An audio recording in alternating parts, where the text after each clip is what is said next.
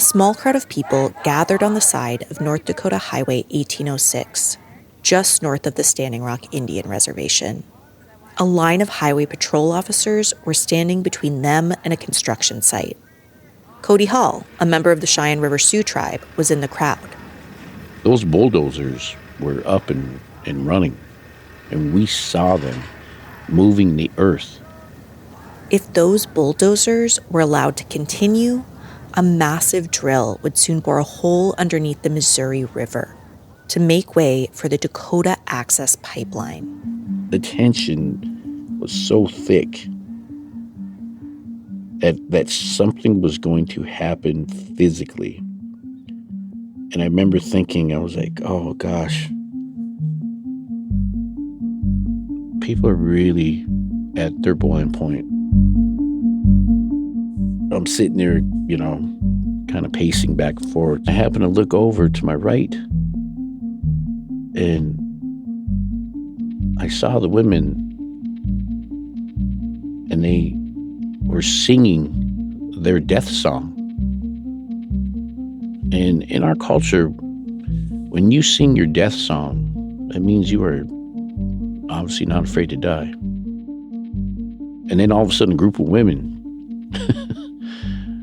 went and jumped the barbed wire fence. Nobody had planned this.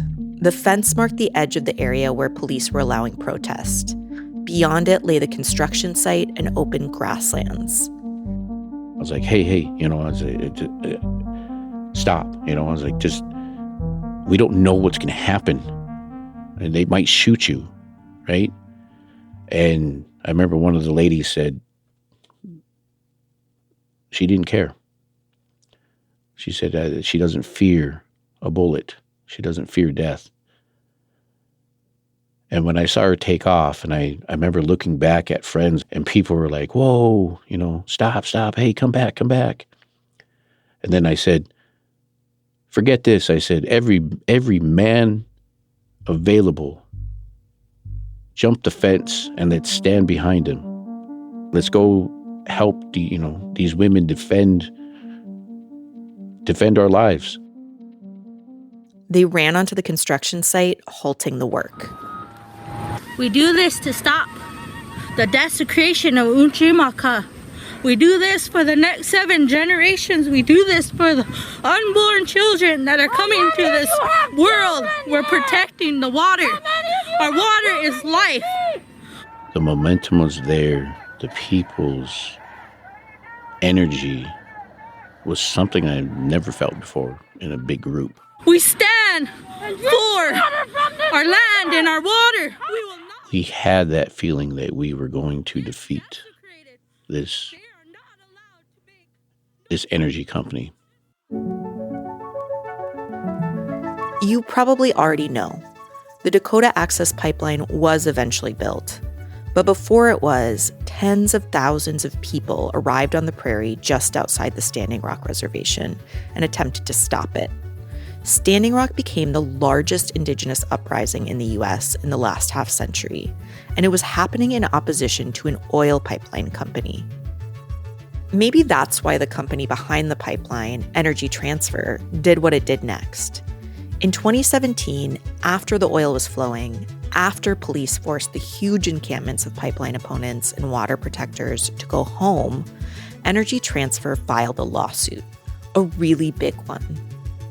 The company claimed that the whole Standing Rock movement, the massive effort to stop the Dakota Access Pipeline in 2016, was actually a conspiracy driven by Greenpeace, the Save the Whales guys. According to the pipeline company, it wasn't the Standing Rock Sioux tribe or other indigenous people who led the movement, despite what numerous media reports, eyewitnesses, and public officials will tell you. It was a giant environmental nonprofit conspiring to take down the fossil fuel industry. I'm an environmental reporter focused on the criminalization of environmental defenders. I've been covering Standing Rock since the early days of the movement. And Energy Transfer's allegations against Greenpeace defied both what I'd seen with my own eyes at the protests and what I'd learned over years of reporting on the Standing Rock movement. The story the lawsuit told was so different from what I'd heard from Cody and others. Source after source had told me Indigenous people and nations made their own decisions to stand up against a company that threatened their water and their rights to land.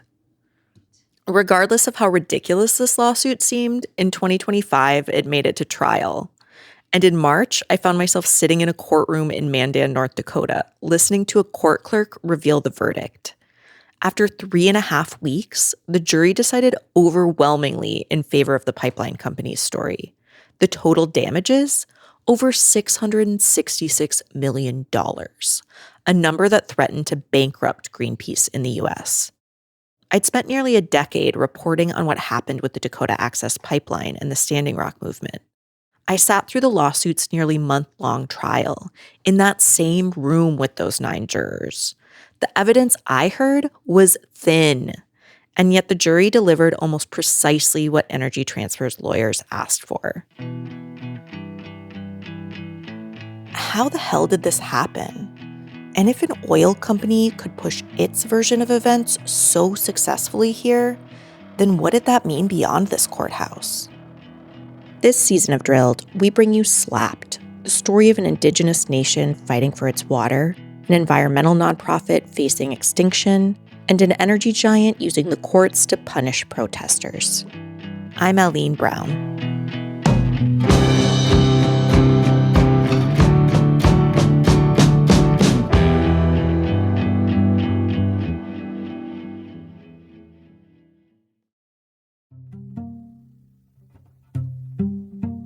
Hey, Drilled listeners, Amy here to recommend another climate podcast. If you have ever wondered exactly where your water comes from, what it means to actually break up with fossil fuels, or what the year 2100 could even look like, check out the Climate Dispatch from the folks at the Sierra Club Angeles chapter in collaboration with Stranded Astronaut Productions. The show is brand new. It launched in April, just in time for Earth Day, and it answers all those questions and more. The Climate Dispatch explores both global and local stories of the climate crisis through the lens of Southern California. On the show, host Taya Jeanette brings together a variety of guests and experts in conversation to share their climate wins and break down their fears and collective hopes for the future. Some featured guests include Time 100 Next recipient and climate activist Naleli Kobo, Troy Stevens, creative manager of Grist Magazine's Imagine 2200 Climate Fiction Contest, Aru Shaini Ajay, executive director of the Sunrise Movement, and Allison Chin, president of the Sierra Club Board of Directors. Each episode will also feature a local LA-based band or musician to play out the show. Check out the Climate Dispatch at sc.org/climate dispatch or wherever you listen to podcasts.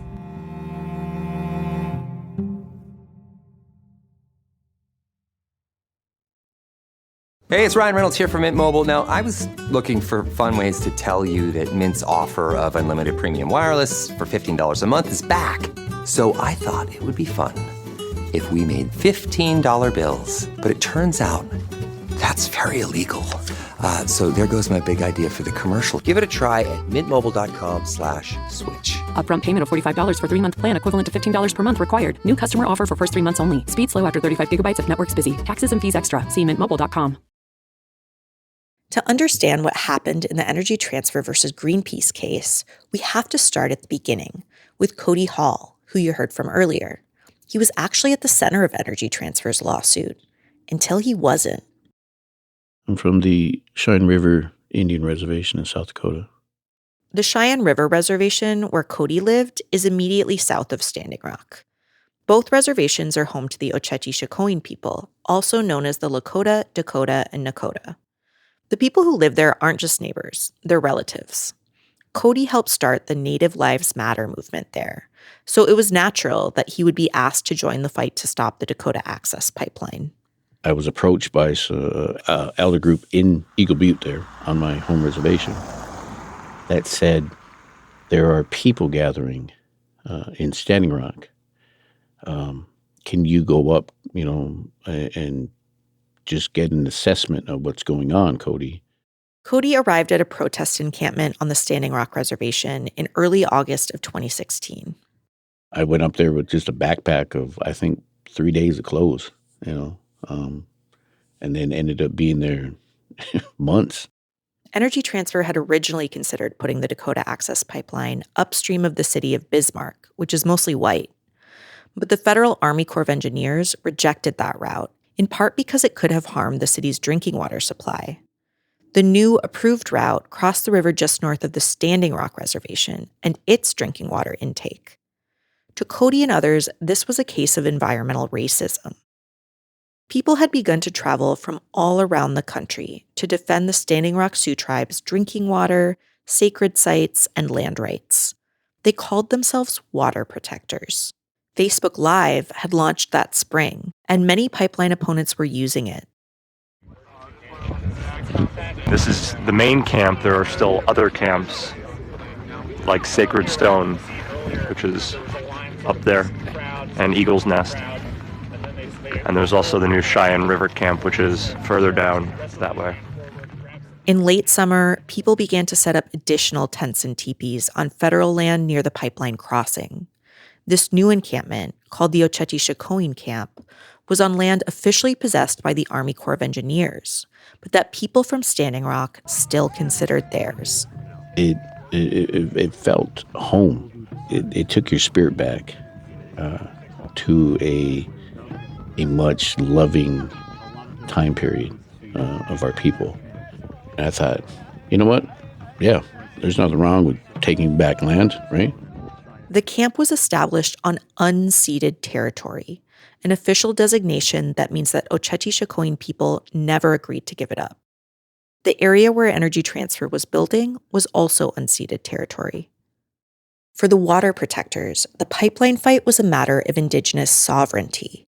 The Standing Rock Sioux Tribe is a nation, and they argued that Army Corps shouldn't allow the pipeline to pass under the river or over culturally significant areas without substantial government-to-government consultation. Soon after Cody arrived, he was approached by Deb Whiteplume, a member of the Ogallala Sioux Tribe. I knew of Deb and knew what she was doing long before any pipeline came about in our territories. Deb died in 2021, but she lived a life dedicated to defending Lakota people.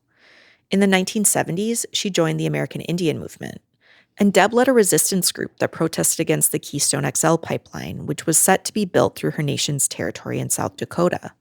Now she was bringing a version of that group to Standing Rock. They were called Red Warrior Camp. I remember she asked me, she said, Cody, you speak so eloquent, right? And she said, I would like for you to be a spokesperson for my resistance camp. She talked about how people chain themselves to block the proceedings of whatever it may be, And I thought, okay, especially it being non-violent. I said, wow, that's kind of what I've been speaking about. After giving it a couple days' thought, Cody agreed to be spokesperson for Red Warrior Camp. Around the campfire, with other members of the group, he laid down some ground rules. I said, I don't want to know what you're doing, what you're planning. If you tell me what you are doing, and I get picked up, let's say, and they question me on, then you start breaking down the chain of resistance. So don't tell me. I don't want to know. He also told them that he was only interested in supporting nonviolent actions. Hi, my name's Cody Hall. I'm media correspondent for the Red Warrior Camp. And today, up here in Manning... Cody's job was to film short videos and live streams that he posted to Red Warrior Camp's Facebook page. Some were filmed from within construction sites where people were locked down to machinery. He wasn't planning the actions, but he became the public face of Red Warrior. As you can see behind me, one of our warriors put himself on the machinery to stop today's construction. They are very near the camp. The fight against the pipeline seemed to be taking off. But really, it was only getting started. Energy Transfer didn't have an easement from the Army Corps yet, which would allow them to drill under the river. But there was nothing stopping the pipeline company from building on private land. Standing Rock had filed a lawsuit in July to stop that construction. But while they waited for a judge to rule, Energy Transfer kept on bulldozing. In North Dakota, security guards working for the Dakota Access Pipeline Company attacked Native Americans with dogs and pepper spray as they resisted the $3.8 billion pipeline's construction. Criminals! You guys are criminals! Go get your money somewhere else!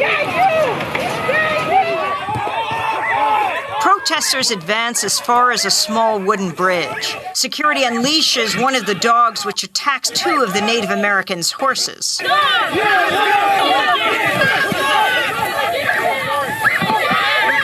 Security has some kind of gas. People are being pepper sprayed.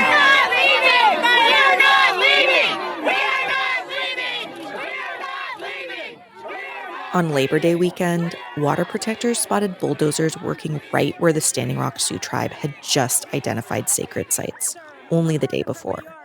Several people rushed onto the construction site to attempt to stop them.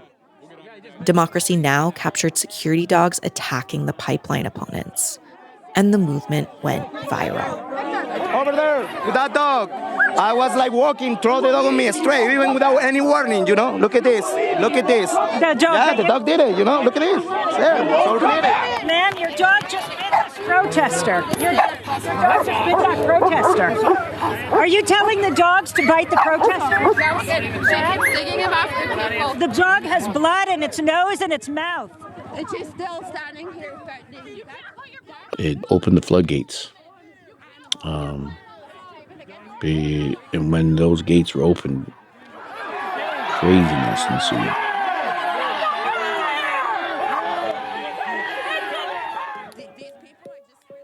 People from around the world poured into the pipeline resistance camps, from members of indigenous nations who saw this fight as their own, to everyday people moved by water protectors' social media feeds, to longtime environmental activists who felt a responsibility to show solidarity.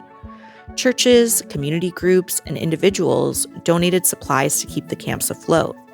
A school opened for families with children. Several kitchens served meals throughout the day. By now, nonprofits had joined the fight too, like 350.org, Indigenous Environmental Network, Honor the Earth, Bold Alliance, and yes, Greenpeace. It was a powerful moment. But when protests get the sort of international media attention Standing Rock got, it doesn't just attract the people who are committed to the cause. Also arriving were crystal chasers, cult members, grifters, and even professional infiltrators looking to get information about the resistance to share with the pipeline company or police. Things started to spin beyond anyone's control.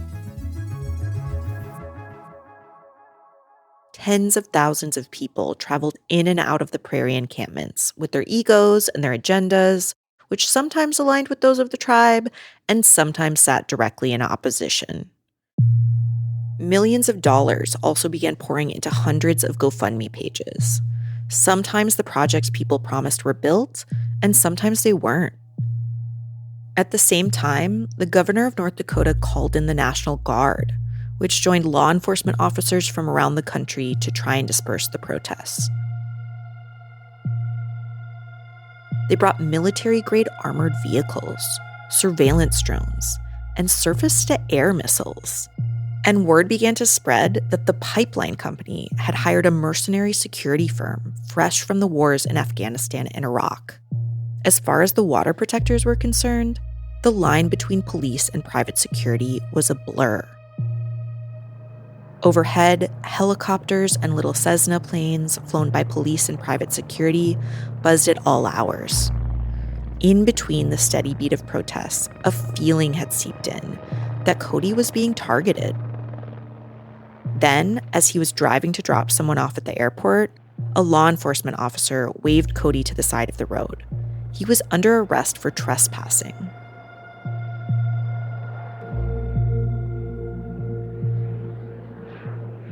So when I turn around and the state patrolman is handcuffing me, first thing I did was count how many.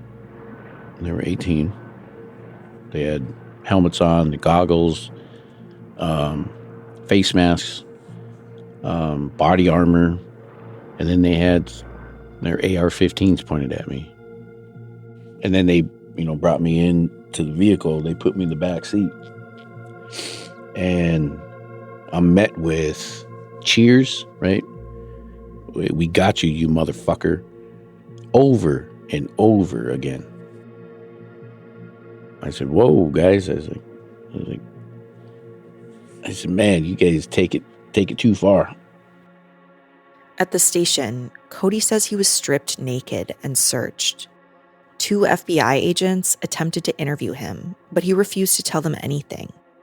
At night, cold air was blasted into his cell, and every couple hours, an officer would enter and tower over him. Ultimately, he was bailed out. As he left, a young officer told him the FBI had been watching him on cameras the whole time. I asked Jacob O'Connell, the FBI supervisor at the time for the western half of North Dakota, if he remembered this. He said he didn't, and that it wasn't something the FBI would have done. The Morton County Sheriff's Office declined an interview request and didn't respond to a list of questions. When Cody returned to camp, he says the feeling of being watched was more intense than ever. But also felt like that I might be being used as a scapegoat. Soon after his release, Cody attended a rally at the Morton County Courthouse to support other water protectors who had been arrested. He noticed something that seemed off. This individual kept tailing me. And I thought, well, let me walk around, right? Like, not where everybody is speaking, but just let me walk around and see if this person is still going to follow me. And sure enough, this individual was. So I thought, oh, crap. A group of people came up and said, hey, Cody, you got to ride back to camp. And I said, no, I don't. When Cody realized who the driver was, he hesitated. It was that same guy who seemed to be following him around.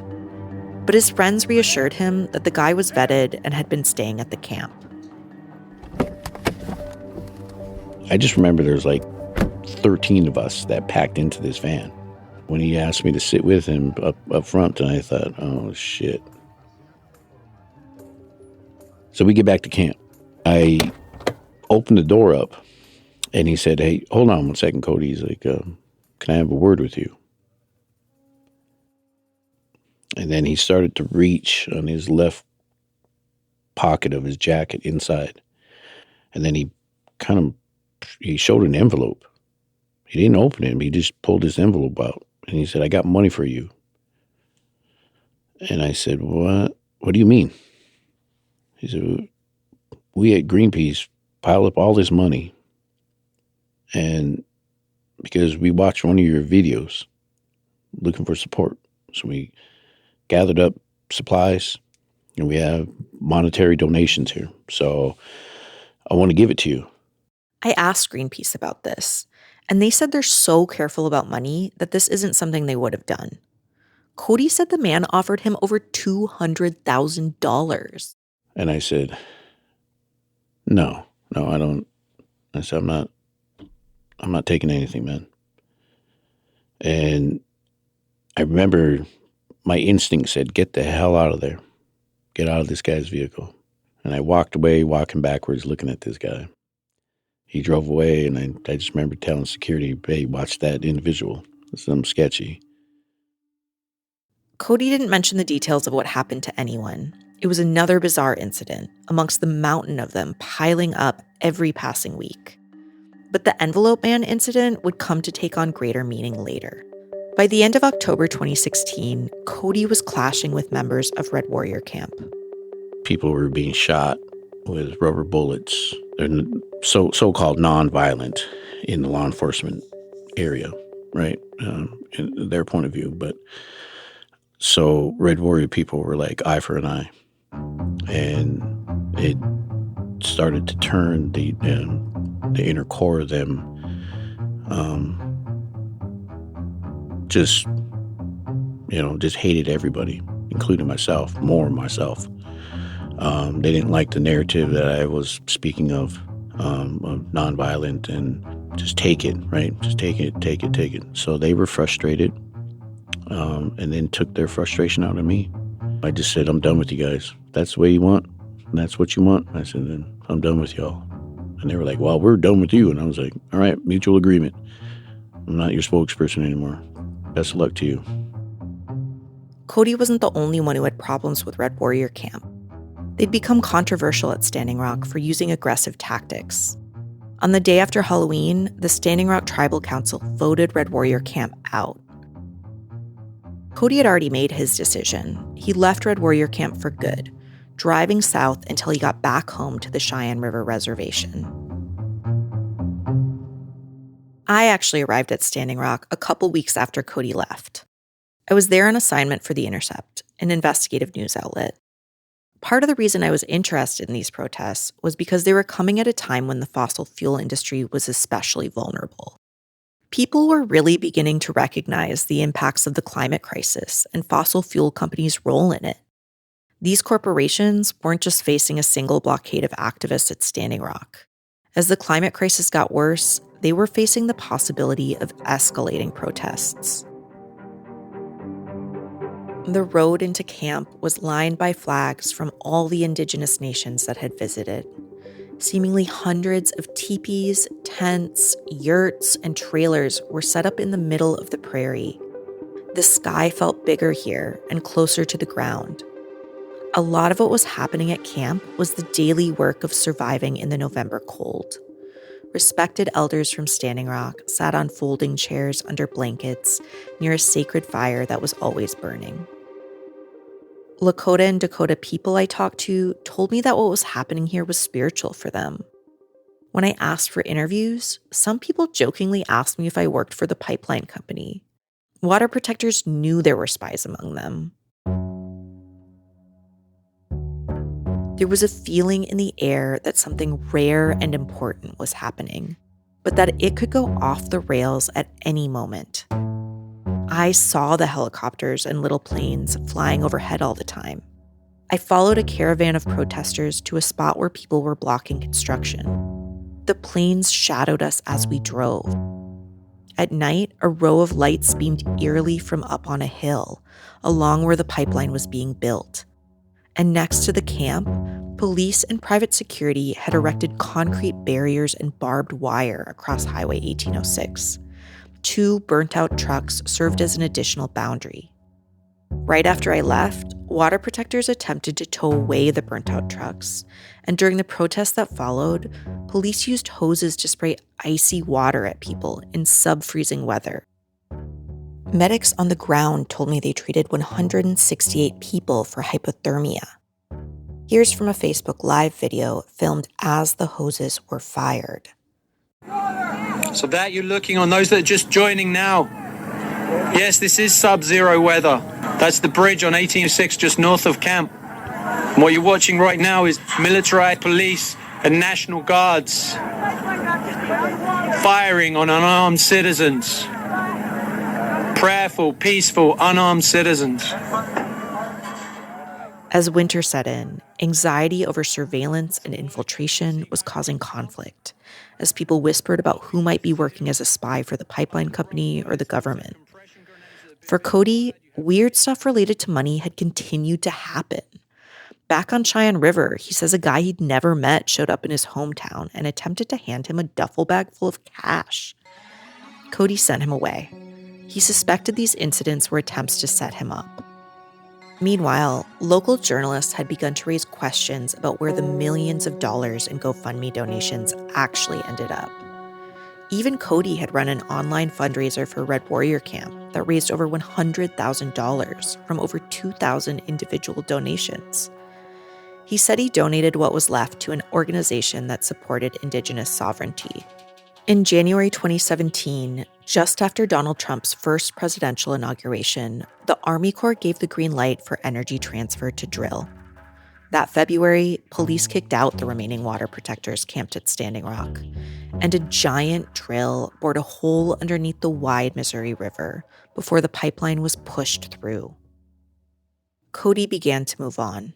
He moved to Kansas City to join a woman he'd met at Standing Rock. She had kids, and he found himself stepping into a role as a father. He started driving for a limo service. But his sense of normalcy wouldn't last.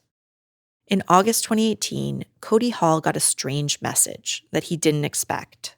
I remember getting ready for work, and a college friend of mine that was working legal fund or legal thing up in North Dakota messaged me on Facebook and said, "Hey, Cody, have you heard the latest news about you?" And I thought, "Oh, shit, here we go. What is it?" And so I said, "No, I didn't." I said, "Well, what's going on?" And so she said, she sent me a link. And I opened the link, and there it was. It was all the documents from court. When I read it, and I was like, "Holy crap!" And she said, "Hey, if I was you, I would, reach out and get a lawyer because this is pretty serious." Energy Transfer, the company that built the pipeline, was suing Cody Hall in federal court for hundreds of millions of dollars in damages. The charges were defamation, trespassing, tortious interference with business, and racketeering activities that included drug dealing, wire fraud, and violations of the Patriot Act. In other words, terrorism. Energy Transfer filed the claims using the Racketeer Influenced and Corrupt Organizations Act, the RICO Act, a law originally written to go after the mafia. Every RICO case first has to define what they call the enterprise, the network of people working together to commit crimes. In this one, Energy Transfer claimed that the network was Cody, not-for-profits, and a group of rogue eco-terrorists, and that it was not led by Indigenous people, but by the environmental nonprofit Greenpeace. In the pipeline company's telling, Red Warrior Camp was a front group for Greenpeace. They were the primary perpetrators of disorder and violence, and Cody was their leader. I never created Red Warrior. Red Warrior was a resistance camp founded by Deb Whiteplume. Cody says he didn't lead Red Warrior Camp either. He was simply their spokesperson. And he says he never took money from Greenpeace.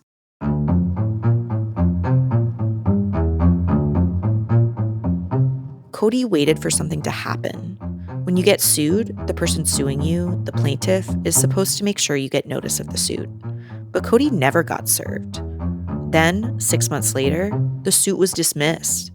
The judge wrote, "This is far short of what is needed to establish a RICO enterprise." I thought, hey, we actually got somebody that's working in the legal system that says this is ridiculous. Great. I was like, relief.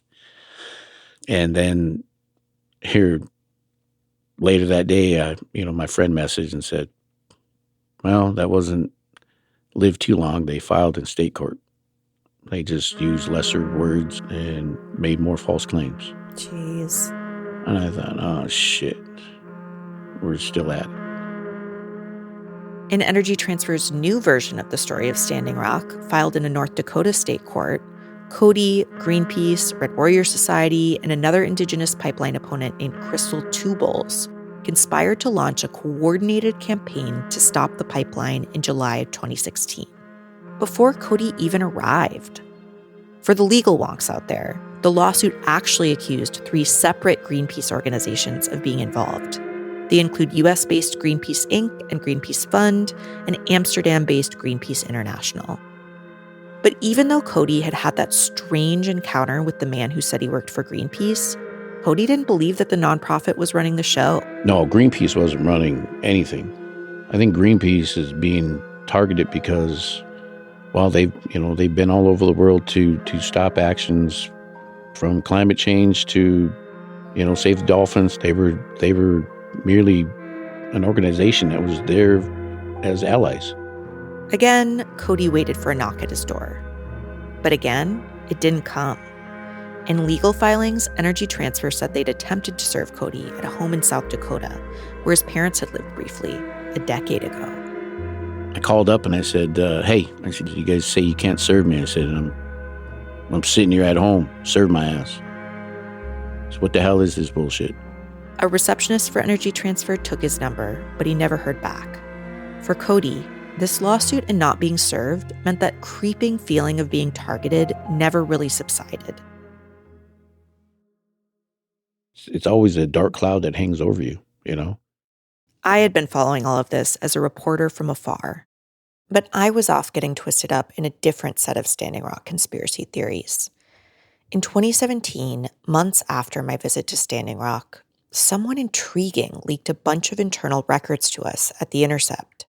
This person had been a contractor for a mercenary private security firm, Tiger Swan. Energy Transfer had hired them to lead their security operation. Tiger Swan was started in the middle of the global war on terror.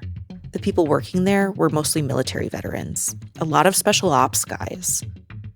The leaked Tiger Swan records I got included daily situation reports that they wrote for the pipeline company.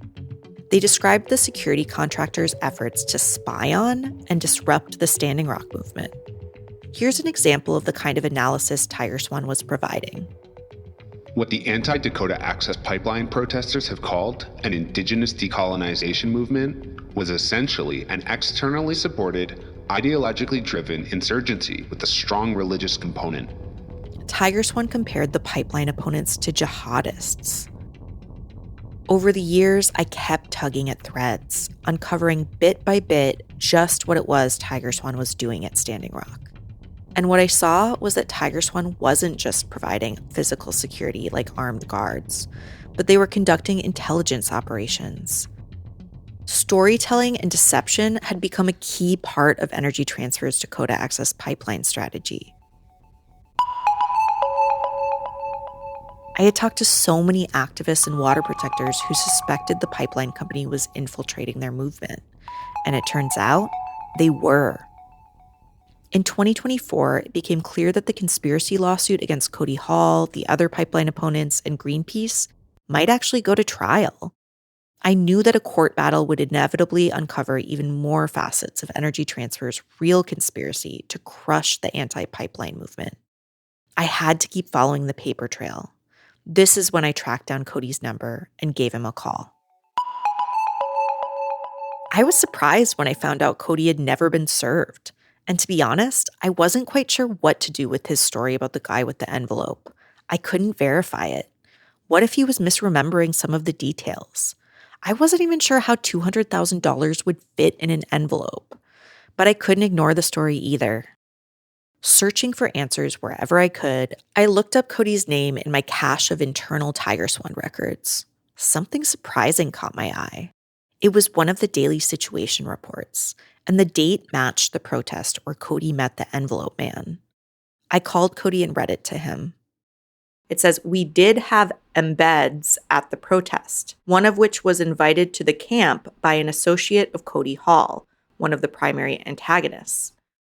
This document seemed to be saying that there were infiltrators embedded in the crowd at the courthouse protest that Cody attended in September. It says, "At the conclusion of the protest, Cody Hall, an affiliate of the Red Warriors, invited several individuals, including a member of the security team, to return to the Spirit Camp with him, where the Red Warriors have their own separate camp." Again, this was saying that Cody invited an undercover member of the pipeline security team to go back to the pipeline resistance camps from this courthouse protest. And then it says, "Next 24 hours, conducting atmospherics inside the camp, continue social media and atmospheric gathering, continue to gather information regarding potential militants in the area of protest camps." I guess what I'm wondering is if it's possible that this protest that this is describing is the same one that you were describing where the Greenpeace guy offered you money. Has to be.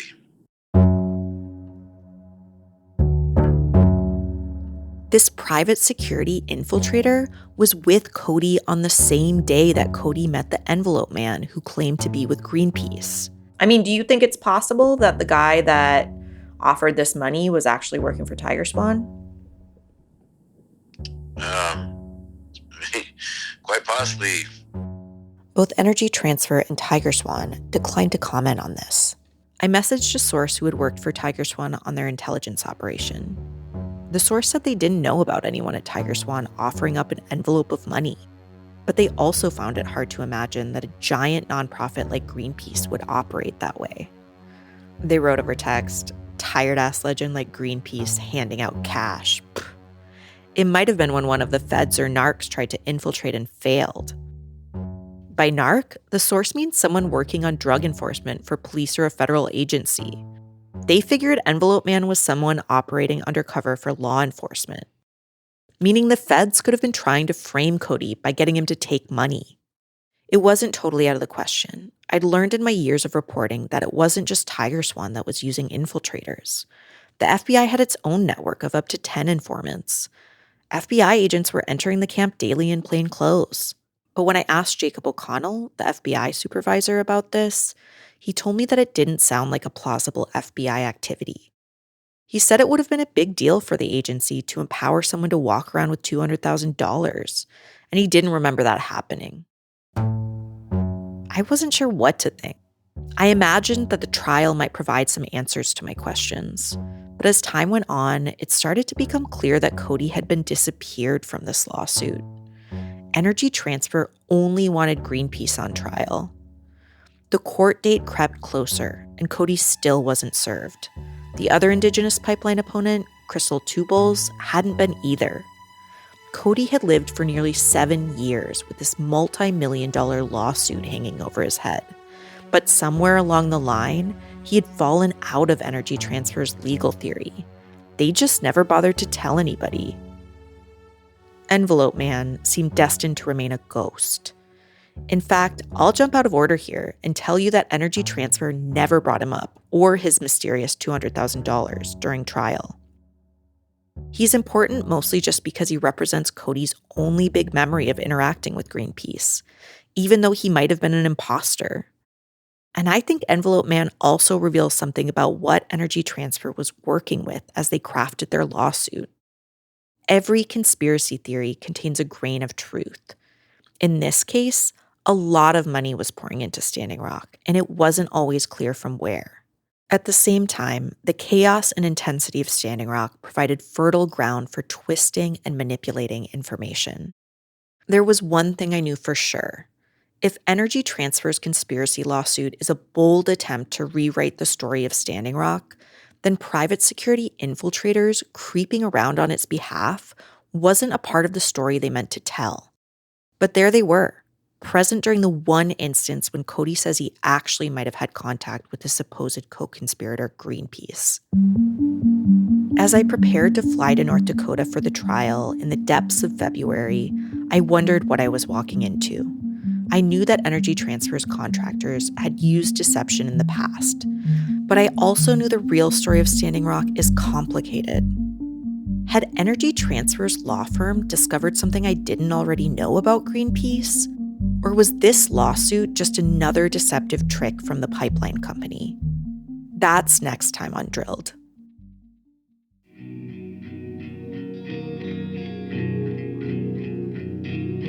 Drilled is an original Critical Frequency production. This season was reported and written by me, Aline Brown. Our senior editor is Audrey Quinn. Additional editing by Tristan Autone at Grist. Our producer and sound designer is Ray Pang. Mixing and mastering by Martin Zaltz-Ostwick and Peter Duff. Fact-checking by Shilpa Jindia. Our First Amendment attorney is James Wheaton. Our impact producer is Lindsay Crowder. Marketing by Maggie Taylor. Original artwork for this season was created by Victor Pasquale of Digital Navajo. Our theme music is by Dear Lady. The show was created and executive produced by Amy Westervelt. The Center for Media and Democracy supported document review for this season. For related stories and to support our work, check out drilled.media. To follow my work, check out my newsletter, Ecofiles, at alinebrown.ghost.io. Know what you want, what you really want. Know what you want, what you really want. Know what you want, what you really want. Know what you want, what you really want.